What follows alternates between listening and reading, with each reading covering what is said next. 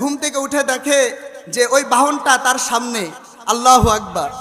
যখন ওই বাহনটা তার সামনে দেখছে, সে খুশির ঠেলায় কি আর বলবে, সেই ব্যক্তি বলতেছে আল্লাহুম্মা আনতা আবদি ওয়া আনা রব্বুকা। খুশির ঠেলায় বলছে, খুশির অতি সাহায্যে সে এই কথাটা বলছে, আল্লাহুম্মা আনতা আবদি ওয়া আনা রব্বুকা। বলতেছে হে আল্লাহ, আপনি আমার বান্দা, আমি আপনার রব।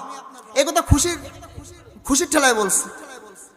আল্লাহর নবী বলতেছেন, এই নবী আখতা বিশিদ্দাতিল ফারহি, আল্লাহর নবী হাদিসে এভাবে বলছেন, আখতা বিশিদ্দাতিল ফারহি, এই ব্যক্তি খুশির ঠেলায় এই কথা বলছে। তাহলে হিসাব, আল্লাহর নবী বলতেছেন এই ব্যক্তি হারানো যাওয়ার বাহন, তার জীবন তো মৃত্যু সে নিশ্চিত। সে ওই জিনিসটা, ওই বাহনটা যখন ফিরে পাচ্ছে, ওই বাহনটা ফিরিয়ে পাওয়ার পরে সে যেমন খুশি হয়েছে, কোনো গুনাহগার বান্দা যদি আল্লাহ